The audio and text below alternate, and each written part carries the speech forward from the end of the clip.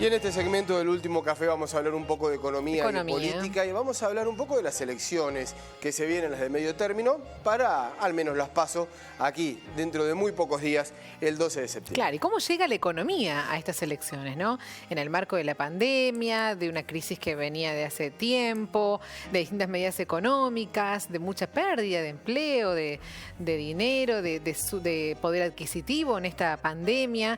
Bueno, un montón de parámetros y causas que hacen que la economía llegue bastante debilitada a las elecciones. Vamos a conversar sobre este tema con Miguel Bosch, economista, docente universitario. Miguel, buen día. Hola, Miguel. Buen día, ¿cómo les va? Bien. Gracias. Y saludamos también a Pablo Breque, también economista, pero de Bahía Blanca. ¿Cómo estás, Pablo?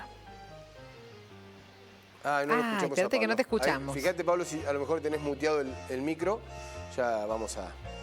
Ahí... A ver, Pablo. No.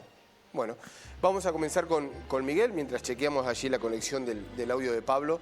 Miguel, ¿hay números macro en la economía que se han dado a conocer y que, bueno, el gobierno los ha anunciado como importantes, que marcan un índice de crecimiento económico, pero que sin embargo no alcanza para esa economía cotidiana nuestra, la del día a día? ¿Cómo se puede evaluar esto? ¿Es necesario esa economía macro, estos índices, para que después repercutan? Sí, es necesario, lo digo así categóricamente. Es necesario, creo que efectivamente estamos ante un rebote, ¿sí? Un rebote que quizás se podía prever con meses anteriores. La pandemia también tuvo tercera ola y eso nos ayudó. Así que, pero iba a haber un rebote que es razonable en función de la caída, siempre es así.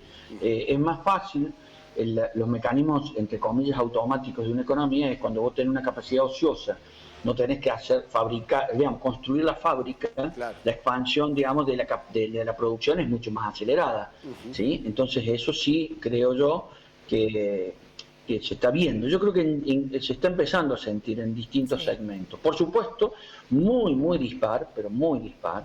Hay segmentos como, por ejemplo, el comercio. Nosotros podemos ver en nuestra ciudad la cantidad de locales todavía cerrados, siguen cerrando locales incluso. No es que ya dejaron de cerrar, sino que siguen cerrando, pero hay actividades que pueden empezar a mostrar un impulso. La construcción fue una de ellas, ¿sí? La venta, los proveedores de materiales de construcción lo dicen, ha habido un repunte en las ventas de materiales de construcción. O sea que la actividad en general está rebotando y, como bien decías, respondiendo con precisión a tu pregunta, es necesario, sí que es necesario para llegar a una elección. La verdad que también hay que decirlo, que esto lo estamos comparando contra nosotros mismos. Sí. No estamos comparando contra otros países. Si lo comparásemos contra otros países, en términos relativos, nosotros creo que estaríamos hablando con menos optimismo. Pablo, ¿coincidís con Miguel? La economía está teniendo un pequeño repunte, por supuesto que no alcanza, pero ¿así llega a las elecciones? Mira, yo... ahora se escucha bien, ¿no? Sí, te escuchamos. Bien, perfecto. Sí, fíjate que los últimos 3 meses del EMAE, que es el estimador de actividad económica, el último mes que salió, que fue junio, recién ahí el aumento fue de 2,5% respecto a mayo. Pero mayo, abril y marzo habían dado 0,2 arriba o 0,2 abajo. Claro. Es tenue. Por eso, coincido que se hubo un rebote, no se recupera inclusive lo que se perdió el año pasado, porque si estamos hablando de una caída del 10% y a toda furia vamos a terminar un 6-7% arriba, o sea, todavía estás muy por debajo de lo que se perdió y de niveles prepandemia. Pero fíjense una cosa, y creo que lo va a compartir acá Miguel.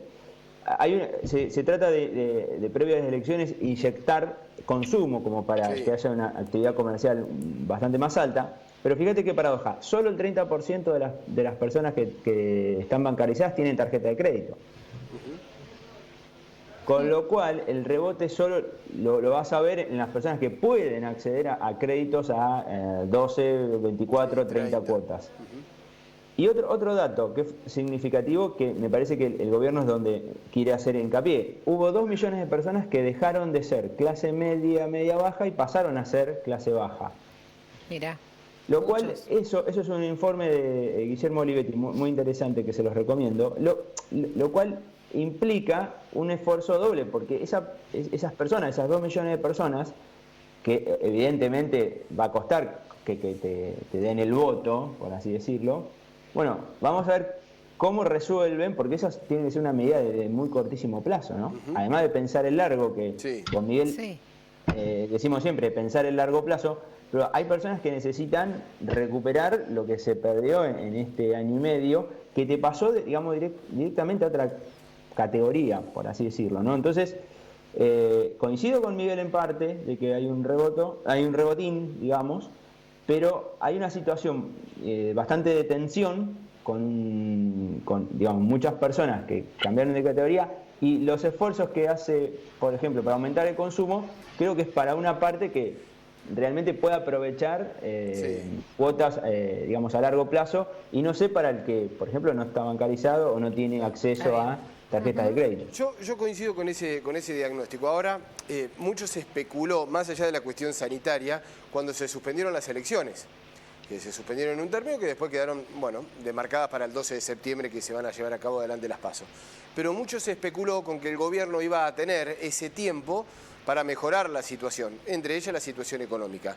¿Se ha mejorado en algo? Porque ese repunte que estábamos hablando, pequeño, previsible, no llega al bolsillo, el consumo no se reactiva, la inflación sigue estando, el salario sigue perdiendo con la inflación. ¿Ha ganado algo de tiempo económico el gobierno en este lapso, Miguel? Sí, a ver, sí ha ganado, lo que pasa es la capacidad que tenemos de que eso se traduzca en voto. Claro. Es decir, no hay ninguna duda de que hace un mes y medio atrás era peor que hoy. Ahí está. Eso estamos coincidiendo. Sí. ¿Cuánto se va a traducir? Sí.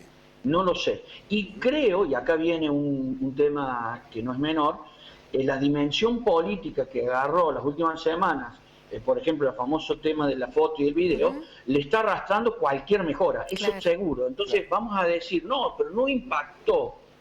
Y no sé si no impactó eso, porque quizás hubiese sido más grave lo otro. Déjame contarte qué también percibo yo. A ver, nosotros hoy, la Argentina está con un nivel de inflación proyectado, anualizado hacia atrás, del casi el 60%, ¿no? Ahora va a haber una reducción y probablemente terminemos el año con el 50%, para hacer un número burdo. Sí, indiscutiblemente eso se va a sentir en este último semestre y en el último trimestre, se va a sentir muchísimo. Hay una desaceleración. También hay que decir que, como dice una nota que hemos visto, que hemos recuperado 5 kilos de carne. 5 kilos de carne como poder adquisitivo es de una penuria, es una penuria, una cosa, 5 kilos de carne, ¿no? O sea, trasladémoslo. Y si quieren verlo peor, hemos perdido 55 kilos de carne de capacidad de compra. Entonces, indiscutiblemente que van a quedar muchos más pensando en el neto que perdió los 50 kilos que en los últimos meses el 5 kilos que ganó. Sí. Claro, es que pesa mucho más la pérdida, ¿no? Es que fue muy grande la pérdida. Y sigue siendo todavía. Entonces me parece que eso en la balanza, cuando se tengan que decidir por el candidato, por supuesto que la gente lo va a poner. Va a pesar mucho. ¿Les puedo agregar un dato anecdótico? Dale. En las elecciones de 2011 y 2017, los oficialismos ganaron cuando tenían los salarios mínimos en dólares más altos. Y hoy tenemos salarios mínimos en dólares debajo de los últimos 25 años. Mira. Entonces, a ver, sumo a lo que dice Miguel. El tema, lo puedes medir por cantidad de kilos o salario mínimo en dólares. Ahora, la elección también va a tener un condicionante, que quizás en las PASO ocurra lo mismo que pasó en Salta, que no tanta gente vaya a votar. Sí. Entonces, ese Sí. en el análisis un poco, bueno, va a parecer un poco híbrido, ¿no? Pero Sí. no tenemos todo, digamos, todas las cartas como para Es saber cierto, qué es puede cierto. llegar a pasar. Es cierto. Y no solamente en Salta, sino en cada uno de los lugares donde hubo elecciones se vio muy reducido, ¿no?, el número de votantes a lo verdad. que es el número histórico, ¿no?, en cuanto al padrón. Ahora, Quizás. y yo pregunto porque, es decir, el análisis está bueno y está bien, pero en la última elección en la que marca como presidente, en la segunda vuelta, Alberto Fernández, Mauricio Macri en realidad termina sacando un porcentaje muy interesante de votos. Y cuando se hablaba de la economía y del bolsillo y votar con la heladera, sin embargo, no se vio reflejado en ese gran porcentaje de votos de Juntos por el Cambio. Hay otra incidencia también más allá de lo económico, ¿no? Sí, claro que sí, totalmente. Hay gente que no solamente piensa en lo económico, y yo creo que nos quieren hacer pensar que es la economía estúpida. ¿Viste? Perdón que lo diga así, pero es muy importante, pero no es lo único. No es lo único. En ese sentido, yo quiero hacer una digresión, pero quiero, en esto voy a tratar de sintetizarlo en un minuto para que nos demos cuenta cómo nos comemos crecimiento de largo plazo, porque ya van a ver por una medida de política económica.